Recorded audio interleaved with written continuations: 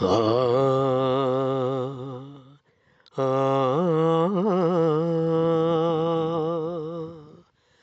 ಆ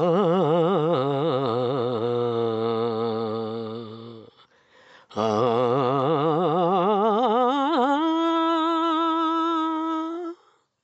ಕಣ ಕಣದಿ ಶಾರದಿ ಕಲಿತಿಗಳು ಕಾಣದೆ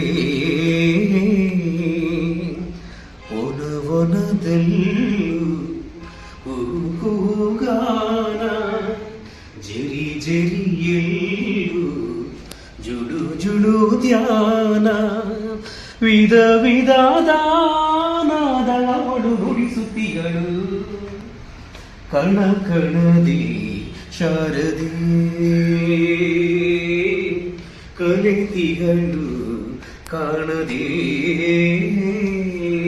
ವಾ ವಾ ವಾ, ಏನ್ ಶಂಕರ್ ಇಷ್ಟು ಚೆನ್ನಾಗಿ ಆಡ್ತಿರಲ್ಲ ನೀವು.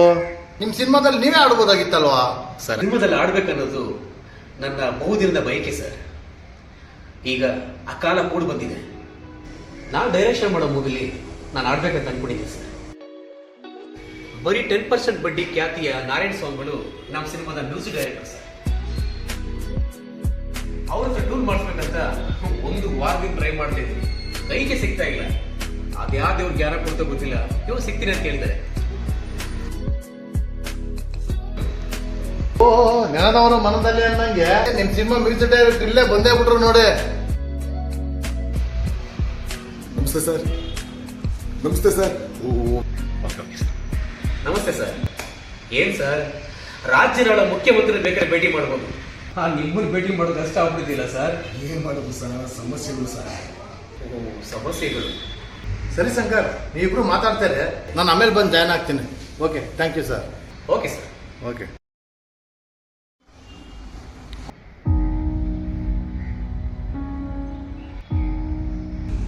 ಯಾಕೆ ಸರ್ ಡಲ್ ಆಗಿದ್ದೀರಾ?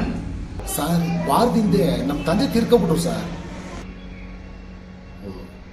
ಸಾರಿ ಸರ್. ಅಲ್ಲ ಸರ್, ನಮ್ಮನ್ನು ಮಾತಾಡೋದಲ್ವ ಸರ್ ನೀವು? ಕಾರಣದಿಂದ ಯಾರಿಗೂ ಹೇಳಕ್ ಆಗ್ಲಿಲ್ಲ ಸರ್.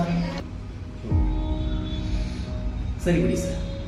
ಸರ್, ನಮ್ಮ ಸಿನಿಮಾಗೆ ಮ್ಯೂಸಿಕ್ ಮಾಡಿಸೋದ್ರ ಬಗ್ಗೆ ನಿಮ್ಮ ಜೊತೆ ಮಾತಾಡ್ಬೇಕಂತ ಅನ್ಕೊಂಡಿದ್ದೆ.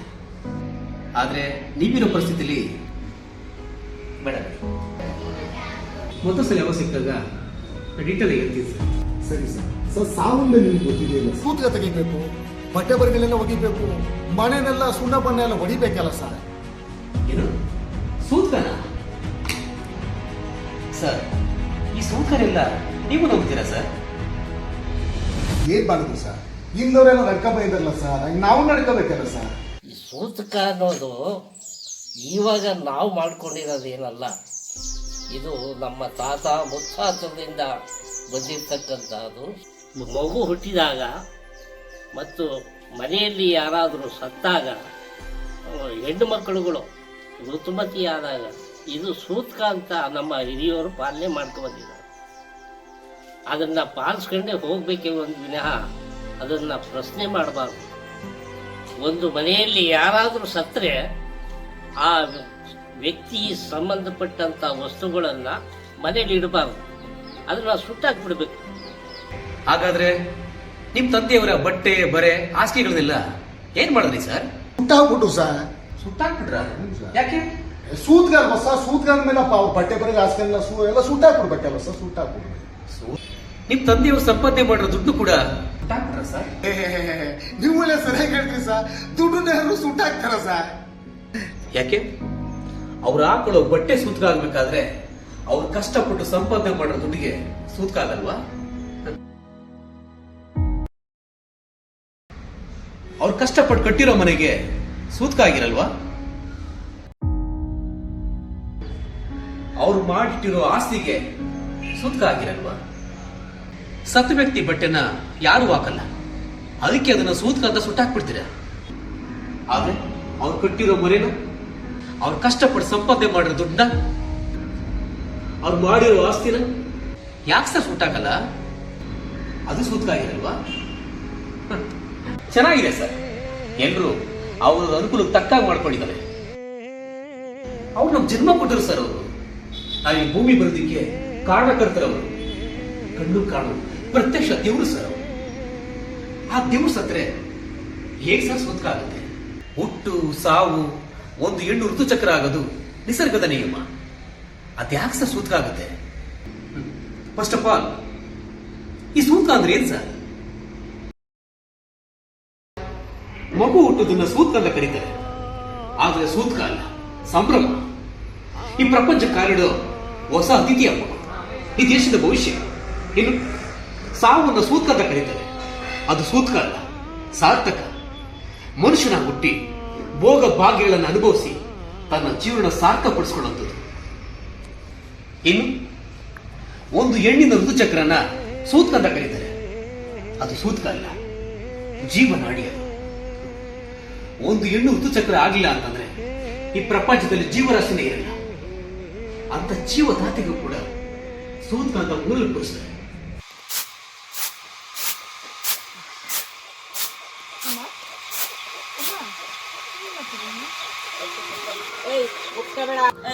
ದೂರ ನಿಂತ್ಕೊಂಡು ಸೂತ್ಕಾಗಿದ್ದಿ ನೀವೆಲ್ಲ ಮುಡ್ಸ್ಕೊಂಡು ನಾವು ಒಳಕ್ ಹೋಗಕ್ ಅದದ. ಹೋಗು ನಿಮ್ಮ ಮಟ್ಟಿಗೆ. ಇಲ್ಲಿ ನಾವು ಎಲ್ಲ ಮುಡ್ಸ್ಕೊಂಡಿದ್ವಿ, ಮರ ಮುಡ್ಸ್ಕೊಂಡಿದ್ವಿ, ಅಕ್ಕಿ ಮಾಡ್ಕೊಂಡಿದ್ವಿ, ನಾವು ತಿರ್ಗ ಮೇಲೆ ಕಂಡ್ರೆ ಗಳ್ಕೊಳಕ್ಕೆ ದೂರ ನಿಂತ್ಕೊ ಹೋಗು. ಅತ್ತಾಕೆ ಇದು ಸರಿ ಬಯಸ. ಸರ್, ನೀವು ಹೇಳ್ತಾರೆ ಇಷ್ಟು ಮಾತುಗಳು ನಿಜ ಸರ್. ಆದ್ರೆ ನಮ್ಮನ್ನ ಹತ್ತಿರ ವರ್ಗ ಇದೆಯಲ್ಲ ಸರ್, ಅವರು ನಮ್ಮನ್ನ ಆಳ್ಬೇಕು ಅಂತ ಈ ರೀತಿ ಕೊಟ್ಟು ಸಂಪ್ರದಾಯಗಳನ್ನ ನಮ್ಮ ಮೇಲೆ ಹೇಳಿದಾರೆ ಸರ್. ಅವರು ದೇಶದಾಗ ಏನಪ್ಪಾ ಅಂತಂದ್ರೆ ಓದಿನ ಅವಿದ್ಯಾವಂತರಿಗಿಂತ ಈ ಓದಿನ ವಿದ್ಯಾವಂತರು ಇದ್ದಾರಲ್ಲ ಸರ್, ಇವರೇ ಜಾಸ್ತಿ ಪಾಲಿಸ್ತಾವ್ರ ಸರ್. ಇದನ್ನ ಏನ್ ಮಾಡೋದು ಸರ್? ಸರ್, ಡಾಕ್ಟರ್ ಅಂಬೇಡ್ಕರ್ ಯಾವತ್ತೂ ಹೇಳಿದ್ದಾರೆ ಸರ್, ಈ ದೇಶದ ಹೆಣ್ಮಕ್ಳು ಯಾವಾಗ ದೇವಸ್ಥಾನದಲ್ಲಿ ಕ್ಯೂ ನಿಲ್ಲೋದನ್ನ ನಿಲ್ಲಿಸಿ ಗ್ರಂಥಾಲಯದಲ್ಲಿ ಕ್ಯೂ ನಿಲ್ತಾರೋ ಅವತ್ತು ನಮ್ಮ ದೇಶ ಉದ್ಧಾರ ಆಗುತ್ತೆ ಅಂತ. ಸರ್, ಇನ್ ಮುಂದಾರು ನಮ್ಮ ಜನ ಬದಲಾಗಬೇಕು ಸರ್, ವಿಚಾರವಂತರಾಗಬೇಕು. ಎಲ್ಲಿವರೆಗೂ ನಮ್ಮ ಜನಗಳಿಗೆ ಪ್ರಶ್ನೆ ಮಾಡೋಂಥ ಧೈರ್ಯ ಬರೋದಿಲ್ವೋ ಅಲ್ಲಿ ತನಕ ಈ ಮೂಢನಂಬಿಕೆ ಎಂಬ ಪೆಡಂಭೂತ ಸದಾ ನಮ್ಮನ್ನ ಕಾಡ್ತಾನೆ ಇರ್ತದೆ ಸರ್, ಕಾಡ್ತಾನೆ ಇರ್ತದೆ. ಈ ಸೂತ್ಕ ಅನ್ನೋದು ಸ್ವಚ್ಛ ಮನಸ್ಸಿಗೆ ಹಿಡಿದಿರೋ ಮೂಢನಂಬಿಕೆ ಅನ್ನೋ ಗ್ರಹಣ ಇದ್ದಾಗೆ. ಮೊದಲು ಆ ಗ್ರಹಣದಿಂದ ಹೊರಗೆ ಬನ್ನಿ. ನಿಮ್ಮ ಬದುಕಿನ ಸೂತ್ರಧಾರರು ನೀವೇ ಆಗಿ. ನಿಮ್ಮ ಸೂತ್ರನ ಬೇರೆಯವರು ಕೊಡಬೇಡಿ. ನಮಸ್ಕಾರ.